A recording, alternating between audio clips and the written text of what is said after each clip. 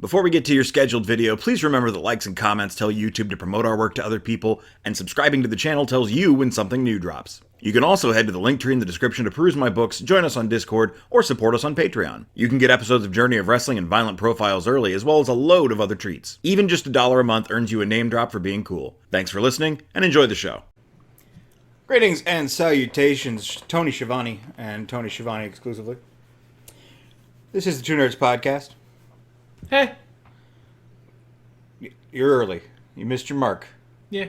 I'm Eric J. Chucci, joined as always by the boy. I already said it. Oh, okay. We're not going to get another one? No, you did a weird pause after this is Two Nerds Podcast, so I just wanted to interject. You're just really excited to be here. Yeah. Okay. Jazzed about Tony Schiavone. Jazzed about Tony Schiavone. Who I was not expecting Tony Schiavone. I was jazzed about Tony Schiavone. Before we start talking about the 1990 Royal Rumble, the prophecy has come true. I want to talk about who's cool. Okay. Passion Killer 7-Eleven. Oh, that's a good one. Guy from Ohio. Sure, that's a nice one too. Rob. Okay, I have nothing to add. Okay. You've taken... I wanted to talk about who was cool, and you stole all of my thunder. I interjected early. I'm wild today. I can't predict I got the zazz. Oh, no. Hey, we have a Discord. I know I probably talk about it in the intro. Do I? I don't know. I recorded that like half a year ago. Hang out with us. It's fun. Yeah. There's lots of talk going on about Journey of Wrestling. Statistically, if you're listening to this, you probably, watch that also. And also regular wrestling. Also regular wrestling. That's what this is about, as well as other various nerd things. Pretty much the stuff you see us cover on this podcast. There's conversations about it in the Discord. Sometimes also I will post a meme. Yes, I will post a lot of AI art. And that's that. Okay. This is the best Royal Rumble so far. Of the three? Yeah. Yeah. I mean, leaps and bounds, far and away. Yeah. It was... The 88 one, they had clearly no idea what the fuck the deal was. They had a 12% of a plan, as it were. The 89 one, they kind of got the spirit, but they were a little confused. 90, is a Royal Rumble. It's not like the best Royal Rumble ever, but it is a Royal Rumble. I'm looking here, and this was the last pay-per-view event for WWF, or E, commentated by Schiavone. Wow, we get one. We get one glorious Schiavone. Man, and what a Schiavone. Back to the doldrums as of next year. Like, Gorilla Monsoon was okay in 89. As we all know, Vince was a terror on the 88 one. Gorilla Monsoon was okay. A little low energy. Schiavone was such a breath of fresh air, he made the whole show better. Yeah. And there were some real things of all time happening on this show. And they were still kind of entertaining because Schiavone was there. Kind of sad we missed the dark match. Paul Roma beat the Brooklyn Brawler. I would have watched that. I would have watched them go at it for a non-recorded amount of time. Presumably 20 hours. Yeah, could have been. No one can tell. No one can tell. I tried to look up details about the storylines going into this, but there's not any on... the Wikipedia. Yeah, on the Wikipedia, and I'm not doing any more effort than that, so... I mean, the WWF doesn't put in very much effort about their own storylines. It would be absurd to expect you to put more effort than they do. It's none of it is really all that good either. No, like it's just look. The reason you will see that there is a reason why he was interested in what the stories might have been going into this. But best to get started at the beginning. The first match we saw was. The Fabulous Rougeaus, Jacques Rougeau, and Raymond Rougeau, with Jimmy Hart versus the Bushwhackers in a tag team match that was happening on this show for reasons. It wasn't officially a no DQ match, but the referee made that decision around when he got his ass bit by a bushwhacker. Yeah, a bushwhacker bit him on the ass, and from there, everything was out. Everything was go. We're throwing the rules out with the laundry. It's fine. Which we've mentioned this before. It's funny to see how wrestling ideas and practices and stuff have changed. We're still not tapping out for submissions. That doesn't come along until the late 90s. Yeah, I think of it. I've mentioned this several times. I think of it as such an intrinsic part of wrestling, but MMA really caused that to be a thing. But the number of baby faces who were not good, and I don't mean like not quality. I mean they like cheated constantly. They were assholes, and they were as schemy and cheaty as their presumably heel counterparts. Sometimes more so. But the fans liked them and cheered them, presumably because the announcers told them to.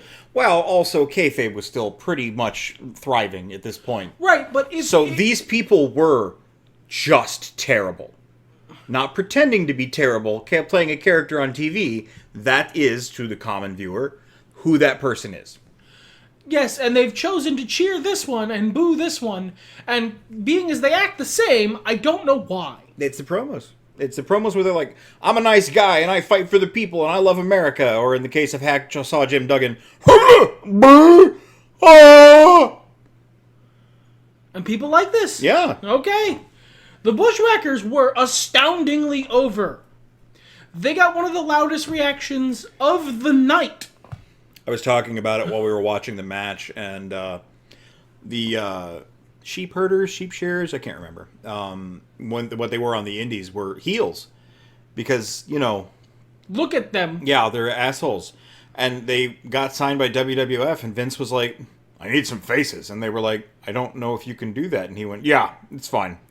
And then they did. The end. Yeah, and then they did. They were astoundingly over. The fans were 1,000% behind the Bushwhackers. I mean, they were basically a prelude to the Dudley Boys. It makes sense.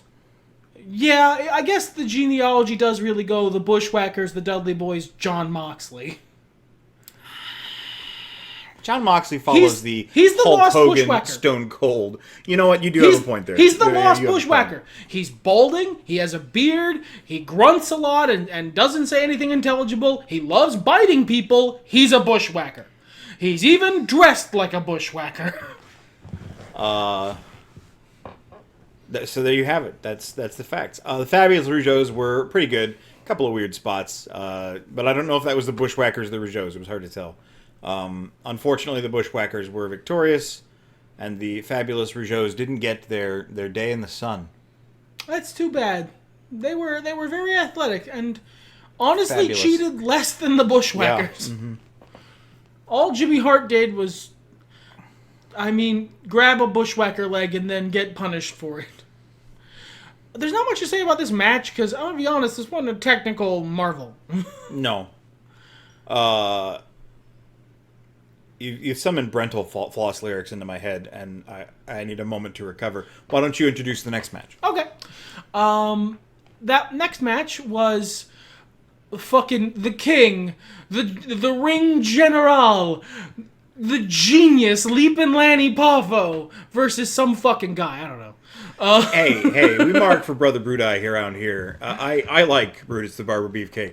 He is a psychopath here. Yeah, someone later in the show really makes it clear how fucked up what he does is. I want to get to that later. Well, and there's a whole Mighty Boosh skit about it, but it's presented so sweetly that it's not as horrifying.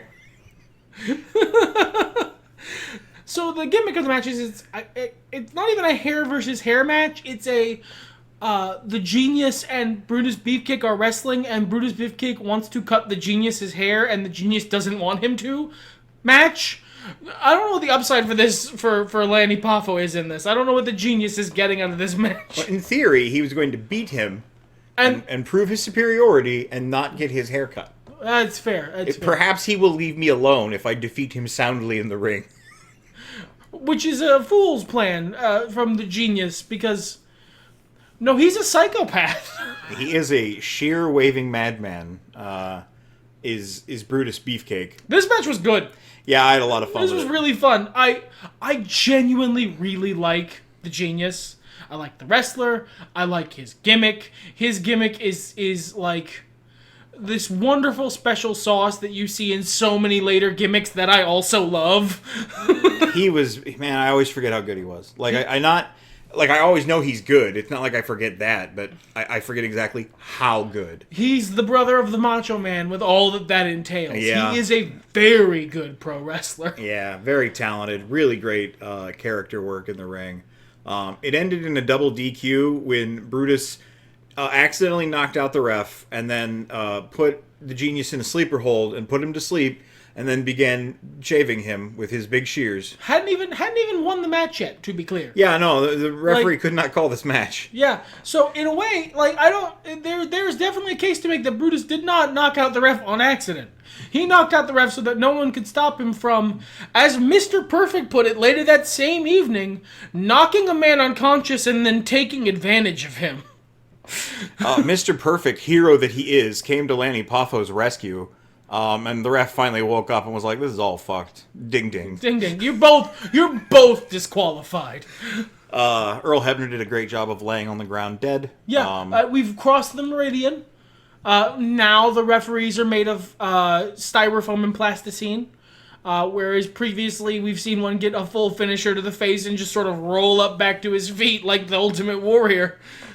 Now we've crossed into the referees take bumps that kill them as if they have been shot with a cannon. It was fun. It was a delight. The next contest, although I'm sure we don't have a whole lot to say about it, I did not realize was over 15 minutes because I was having such a good time with it. I don't give a shit about Ronnie Garvin. I've never given a shit about Ronnie Garvin. That was the one who looked like a combination of like Mr. Kennedy and the older brother from Weird Science. I believe you called him Nuke. Yeah, he's Nuke or Duke Nukem. Sure. There's just a lot of guys he is sort of like. We marveled during this and the following match that the flat top was still such a thing at this time. What a ridiculous haircut that everyone was wearing. Like it was you could measure shit with that flat top. Oh yeah. But I am a huge fan of Greg the Hammer Valentine. Which is strange because he's not. Like, I don't explain to me your love for Greg the Hammer Valentine because I watched this match and I don't get it. How can I say this amusingly? He is shaped like a butt plug. Wearing a Party City wig. He has never known a smile, and he will absolutely obliterate your skull open. When people talk about good strikers, they talk about Gunta. Greg the Hammer Valentine is up there. He maybe not top 10, but he's definitely in the top 20. And he was throwing them chops. He's a delight, and he sells pretty well, and you know. God, that fucking hair. I just want a serious pair of hands, and it was nice to watch him work for a long time. The only thing I really didn't like about this submissions match, which they called They called it an I Quit match. Yes. It absolutely was not. It was a submission match. Which, technically speaking, it was because you didn't tap the mat back then, so you did have to say I quit. You did, but an I Quit match is a different thing. Sure. An I Quit match involves being killed with a forklift, traditionally. Right, yeah. Both of these wrestlers, despite having worn special leg braces to defend against each other's finishers, which were leg-based submissions, kept forgetting this was a submissions match. And the ref... They tried to pin each other approximately 400,000 times. Being conservative, 12. The referee was tired by the end of it. Just look at guys. Guys, how are you still making this mistake? And Jesse the Buddy Ventura consistently got their pithy little names for their anti-finisher devices mixed up. I think they both were, because they were stupid. They were stupid. It was the Hammer Jammer, which I hate. Which was a kick pad. One singular kick pad on Ronnie Garvin's left shin. And then the Heartbreaker, which I don't know what the context of that is. Neither do I. Presumably, you know what it is? That dude used a sharpshooter as his finisher. I see. That was not a sharp. That was a Some kind of figure four, said Tony Schiavone. Tony Schiavone called it a reverse figure four. Just a complete blown call, Tony. You can't win them all. It's okay. Yeah, it's all right. But he used the sharpshooter, so he probably, I'm going to guess, the Hammer debuted that in an earlier match against Bret Hart. Maybe. That would make as sense. a brace to prevent the damage from the sharpshooter. And can I just say that I'm really glad this didn't become a thing in wrestling, like, long term. Like, this didn't become an established part of wrestling lore. I don't mind the idea, just the stupid name was dumb. So, kayfabe operates, I guess it must have been, like, very thick and meaty and healthy at this point in the universe, because kayfabe, the suspension of disbelief in pro wrestling, operates on, like, a wire-thin line. Hulk Hogan is still in WWF. This is pre-steroid trial. The suspension of disbelief is ironclad. So... But now, these days, kayfabe is just, it's a paper-thin, gossamer little covering over wrestling. Kayfabe is a handshake agreement between the Wrestling Federation and the audience. And the idea that if you wear a kick pad on your leg, all leg finishers can now be no-sold, I don't think would work well in the modern context of everyone wears kick pads. Well, I mean, you would have to do something bigger and bolder, but, like, I liked D'Lo Brown's chest protector gimmick. You know what? That's fair. That's a fair counterpoint. D'Lo Brown's chest protector gimmick was a delight. And this match was good. I really had a good time. And Jimmy Hart was there, and I love Jimmy Hart. This just good times. At one point, he was legitimately just shouting actual advice as to how to win the match through his fucking megaphone. What a treasure. They gave him, and he used, a megaphone. The 90s was wild. Jimmy Hart was one of a kind, man. Is still one of a kind. Doesn't do a lot of managing anymore. Why not? If Jake the Snake can stick around and manage. It's fine. The Mouth of the South deserves his retirement, okay? He's just always so excited to be anywhere, though. Let's do one more match before we talk about maybe some of the promos that happened in between. Okay. That would be the Big Boss Man, Ray Traylor, the Guardian Angel, was that his name? Versus Jim Duggan. Big Boss Man was really good. You know, I don't think we mentioned who won. Ronnie Garvin got the win there over. And this is actually a good time to point out, because it's about when we started really noticing it, or at least I did. All face victory so far. So, like, the faces, and I mean, I have nothing against Ronnie Garvin. I just don't care. I, in fact, like Brutus Beefcake, and the Bushwhackers are fine. But like, I was rooting for the heels here, and not because the bad guys are cool. In fact, in this moment, because the bad guys were more reasonable. They were just trying to wrestle. Christ. Yeah, the Genius just wanted to wrestle a match, you weirdo. I mean, he, like, stalled a little bit because, like, you know, he's Beefcake a heel? is a psychopath. Yeah. But he didn't assault a man with scissors. While he was unconscious, take advantage of Mr. Perfect as a hero in this pay-per-view. Mr. Perfect was right. He was justified to do what he did. And Greg Valentine, look, he was being, like, he was, trying to beg off. He was being a heel. Sure. And they were both. This is another instance of the face being exactly as much of a shitbag as the heel. They both employed what is essentially cheating. Yeah. Disguising a foreign object as a part of your gear so as to render someone's move ineffective is cheating. Especially in the logic of older wrestling. Yeah. Absolutely.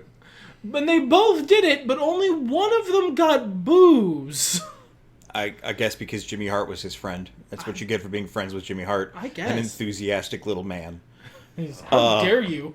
Much in the same way, this match was invaded by a centipede in real life, so we watched it in, like, 2-minute chunks. Yeah, centipedes are demons and deserve nothing but destruction. I love all living creatures, but ants and centipedes, I'm sorry, we cannot interact. I love ants from a distance, but you steal my food. Centipedes are harmful to cats. I like my cats more than I like you. Get got. But anyway, And that might have had some impact on, like, our enjoyment of this contest. I think Jim Duggan had more of an impact on our enjoyment of this contest. That is the punchline I was leading to, yes. I still, even though I understand his gimmick now and go, okay, that's your weird uncle, I don't like my weird uncle. I don't really have anything against Jim Duggan, but, like, I don't have anything for him. And, like, the negative psychic energy of the other people in the house who do not like Jim Duggan, he's not good enough to overcome that and make me enjoy his matches anyway. I don't get it. I don't get it. I didn't really get it then. He's, but you nailed it when we talked about it. I think it was one of the previous ones of these. He's your weird uncle. Well, because I finally, and you guys can go back and watch that podcast, like, comment, subscribe, give me money on Patreon, and you too can be cool. But I saw him cut a promo from his earlier days before he had been kind of Flanderized. And he actually, when he cuts a lengthy promo, he's obviously your weird uncle. But at this point, we're like full in, like, season 14 Flanders. Yeah. We're You're not like, sure why this guy says hiddly doodly, but he sure does. And like, everyone who's there, who gets it, who's in the context, likes him. But to you, he's just the guy who just says hiddly doodly, and you're not sure why everyone else likes him so much. Bossman had Slick with him, and that was kind of fun. Although they played Slick's music instead of absolute injustice. Yeah. How dare you deprive me of the glory that is the Cobb County, Georgia theme song. But he got to do his spinny tonfa thing, which he really liked. He was good at it. He was really good at it. He should like it. He made that the basis of his whole gimmick later. Yeah. When he went from being a cop to a prison guard. Excellent move, by the way. Oh, yeah. Much cooler outfit. He would spin that thing around so much because he was good at it. It was cool. Big ups to Ray Traylor. Not in this match, though. No, he lost. Yeah, because Jim Duggan was better at cheating.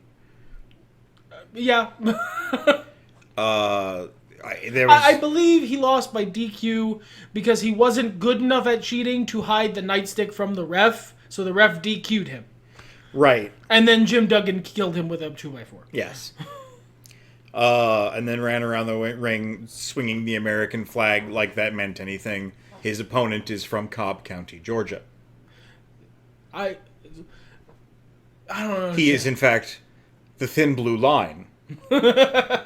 Maybe that's why. Maybe this is the flag we wave, not that other. Oh yeah, maybe.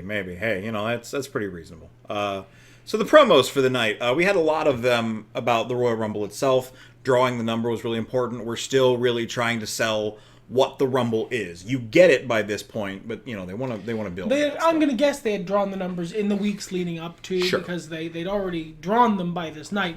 But right before the match, they had what felt like every wrestler on their roster cut a long promo, all in a row, about the Royal Rumble. And to my modern wrestling fan sensibilities, it comes across as just regular insane. Well, it's, if you think about it like you're planning a show, a concert, or a play, that's your intermission. That's your get up and go get your hot dogs. Is this big, long segment of wrestlers cutting promos that isn't critically important. No. There was a different segment that was your intermission. That was what we call the piss break. We skipped that shit entirely. Skipped it? No, we watched it. No, I meant talking about it here, because it hadn't happened yet. It happened by the time that... It happened before Jim Duggan versus Big Boss Man. Yeah, absolutely. Yeah, I just wanted to talk about all the promos all at once. Okay. Because I wanted to get through the rest of the matches and see how much time we needed to fill talking about random bullshit. You're not supposed to pull the curtain back. They're not listening by this point. Hey, comment if you're still listening. I'm expecting one comment. All right? Prove me wrong. 2 comments. Sorry, that's fair. Yeah, because, psychic and all that. But anyway, I love some of these promos. I mean, Ultimate Warrior goes without saying, because that man just walks in a room, spins around in a small circle, and says whatever comes to the top of his head. And Ultimate Warrior's promos are a lesson in train of consciousness creation.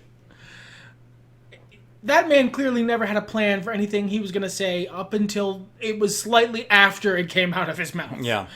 Kurt Hennig cut a great promo. Yeah. I kind of missed him when I was watching wrestling. I just happened to dip when he showed up in places. So I didn't get to see a whole lot of him. And then I was really excited when he showed up in WWF that last time. Uh-oh. And that was the last time. But man, he was as good as everyone said he was. Yeah, the name is not a joke. Mr. Perfect is the right name. He just never fucked things up. No. He was just And he had such correct. a good, in a time when everybody else was putting on fake, gravelly voices yelling and stuff. at the Yelling, top of yeah. their fucking lungs directly into camera. He talked like a normal man. Man, you are beaming shit into my head today, and it's all good. For the sake of our audience, suck it down and shit like a regular man. That's yours now. Jake Roberts, of course, was spectacular. Yeah, Jake Roberts. And being half-assed. Yeah, Jake Roberts wasn't trying that hard, but he was still... I continue to be baffled by face Jake Roberts. Yeah, this was face... The man has one superpower. It's being really fucking unnerving. You don't put that on a babyface. It's a baffling decision. People mark for the snake. Face Jake Roberts, baffling. Baffling. There was another one. Heel Bret Hart also. He was face in this event, but heel Bret Hart, baffling. I don't know what he was, because Neidhart is so upsetting. He was like the cool guy next to Neidhart's bring it down a notch guy. Yeah.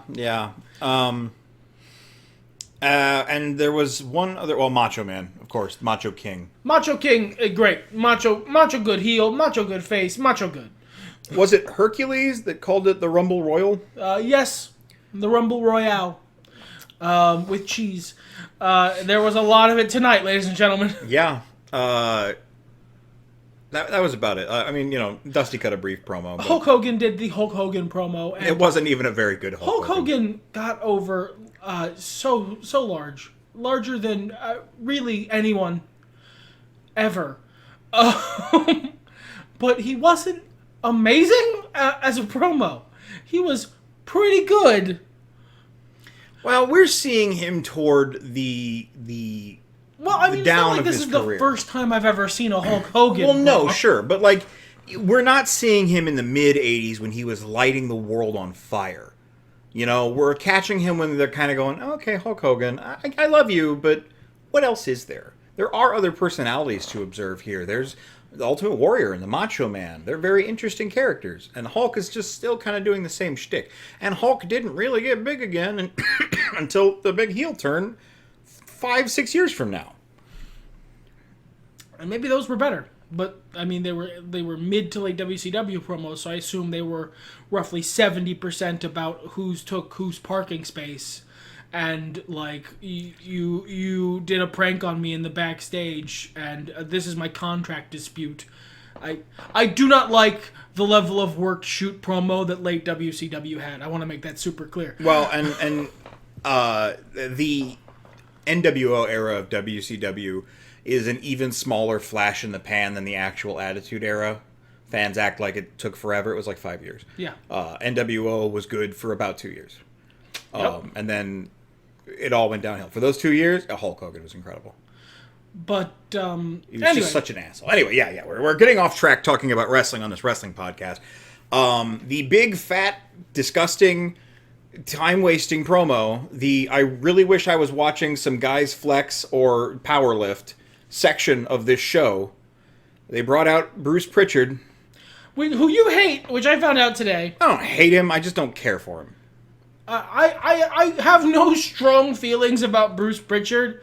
I found Brother Love to be entertaining. I hate Brother Love. Now, there's a difference. I found him to be an entertaining satire / parody of a televangelist. And that's... I get the joke, and the joke is well done. You are correct, but this is still a man cutting a promo where he is drawing out every word to last 14 seconds more than it needs to. Which is the joke. Yes, it is accurate, But, like, if you're accurately reproducing the sound a dying cat makes, it's still going to be an unfortunate thing to hear. Not to mention that he brought out Sensational Sherry, who cut anything but a sensational promo. She did her best, man. I will agree with that. She did. You could tell she was trying. And in the words of Tony Schiavone, I don't know if I'd date a woman who has pineapples on her eyes. Yeah. It's a curious outfit choice, and this is coming from me. They brought out Sapphire. She got to say a word and a half, I think. I believe the only thing she got to actually say was, "I've had enough," and then she proceeded to slap the taste out of Sherry's mouth. Which was like, man, you want to give... By saying nothing, that woman out-promoted them both. Yeah, she shemped them off stage. And so this is all being done. Sapphire's, of course, Dusty Rhodes' valet. Sensational Sherry at this time is the Macho King's valet, manager, whatever you call it. It's done as like a proxy war between Dusty Rhodes and the Macho King. Here's the problem. You had Dusty Rhodes and the Macho King at this event. Yeah, you know what you could have done instead of do like a weird, I'm going to give some weapons to these people in the Balkans and you're going to give some weapons to these people in the Balkans. You could have just had them show up in promo. Just have Macho Man Randy Savage promo against Dusty Rhodes. Are you worried they're going to outdo the Rumble itself? I mean, it's not impossible. Valid concern.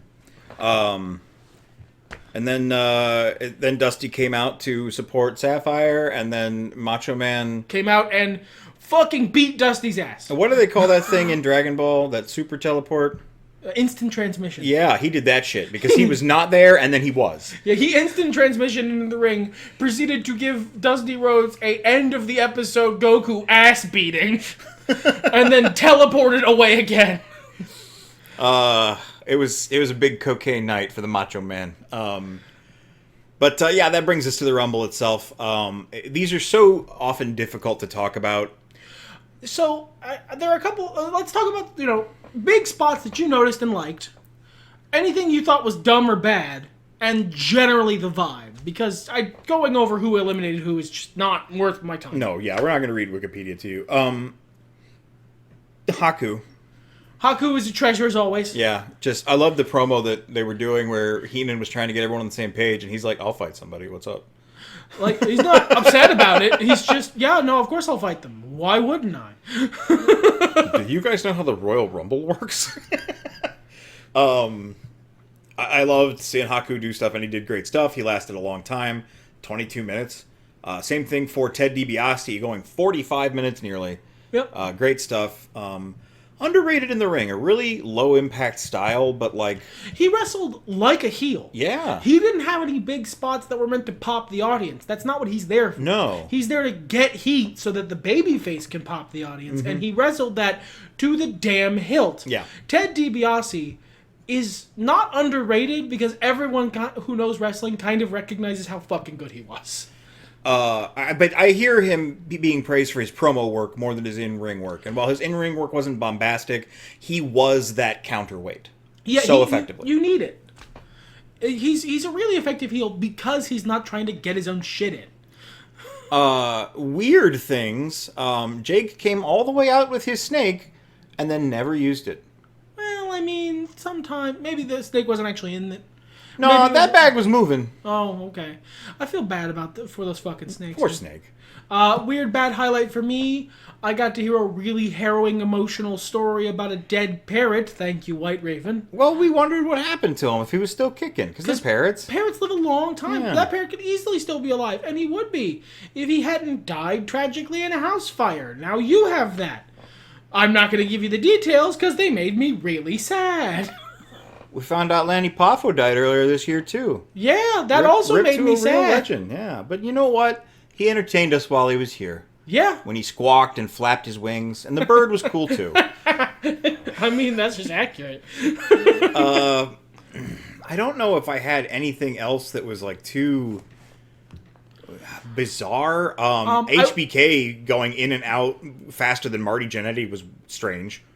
I mean, that's where he was on the card at this point. But that Jannetty got, let me see here. I mean, like a minute and a half. It's nothing crazy, but that's still 3 times the amount of time that Shawn Michaels was in the ring. Jannetty was, I believe, an older guy. He was a more established talent at this point. I suppose. I maybe, you know. He was more trusted as a hand, I would imagine. Excuse me, 6 times. 6 times as long as Shawn Michaels was. But yeah, Jannetty was more trusted as like a mid-tier guy. You could just get out there and play his part. They did a little promo. In their little promo, it is infinitely clear, instantly, why of the two of them, Marty Jannetty was the Marty Jannetty. I hate to say that, but Shawn Michaels is, even now, and he is green at this point, so charismatic. Just naturally charismatic to an absurd degree. What about you? What are some big things to talk about? The only big thing I really want to talk about was when Dusty sent the Macho Man into space. In vengeance for, them talking down his valet and, beating him up. Dusty claimed he was gonna get his against the Macho King. He wasn't gonna leave that ring until he proved himself against the Macho King. And then he did that. He fucking eliminated him. Like, he sent that dude to space. That guy got thrown out of the ring. It was pretty exciting. I like that little good piece of storytelling. Great way to bridge into me once again talking about Vince McMahon being so much pettier than he is good at booking wrestling. Because you have Dusty Rhodes, who is one of the best promos of all time, is a good pro wrestler and has an innate connection with the people, and you just never capitalized on it, and I've never been able to figure out why, aside from you're just so much pettier than you are greedy. And you're Vince McMahon, which is astounding. How petty are you that it beats your greed? You're literally Vince McMahon. I will say the other thing that I wasn't super happy about, and I kind of wanted to say this for last because it's the finish. Backstage politicking sucks. Mr. Perfect should have gone over. Hulk Hogan wins this. This run wasn't for anything. It was just a match, so it's not a huge deal. No, but it's something that could have been huge for Mr. Perfect that Hulk Hogan absolutely didn't need. Yeah, it is very much like a Mr. Perfect, like, sitting on the corner with, like, a sign reading, any wins help. Hulk Hogan driving by in a Lamborghini, wiping his mouth on, like, a $20 bill. Oh, another win for the pile. Tosses Royal Rumble win into the back seat, continues driving. He didn't need this. If I was watching at the time, and was an adult, and not a child, or in this case, a baby, I would have been mad about this because this is bad booking. This isn't something, you don't have Jon Moxley go over in the Casino Battle Royale. He doesn't need that. Well, and at the same time, even though I agree with you, I must be clear about that. I'm not calling you stupid, but this was kayfabe times. So as an adult, you thought that Hulk Hogan used wit, guile, and strength to win the match. And you know what? I believe that was real, but that sounds so fake. I mean, there were detractors. There were people that were like, that's fake, right? But were there fans who, like, smarky fans? Were they a thing then? Not as much. We didn't have the internet, man. So, like, the literal dirt sheets are what you were reading. But, like, even if, like, not a young kid, because I'm a child, I'm stupid. But, like, it wasn't the internet that smartened me up. It was looking at the TV for a while when I was, edging up towards double-digit years and going, this isn't what fighting looks like. I mean, that is part of it. That's what a part of a lot of people were like, this isn't real, you know that, right? That's not what a fight looks like. But that experience you had was also after the steroid trial. After kayfabe broke. You know what? That's fair. I was never really a fan in the deep kayfabe, so I don't have that level of... Now, a couple of years from now was when I have my first formative pay-per-view moment. And at the time, my parents were pretty sure wrestling was fake. But that might have been during, or just after, or before, rather, the steroid trial. So who knows how how deep the hole went, but like your average wrestling fan, the people that were buying tickets, the people They that were were bought watching, in. They were bought in. They were being worked, and they believe. I mean, yeah, that makes it fine booking because Hulk Hogan is Broly. He's just the most powerful creature. He has Super Saiyan levels. Of course, he beats everybody else. Him and Ultimate Warrior are the Goku and Vegeta, and everyone else is just sort of their side characters. Which was ironically the thrust of Ultimate Warrior's promo. Yes, I love that was the thrust of Ultimate Warrior's promo. He literally went, "Our power levels are greater than everyone else here. You are a worthy opponent. The rest of them are wheat for threshing, and we both know it." I love wrestling.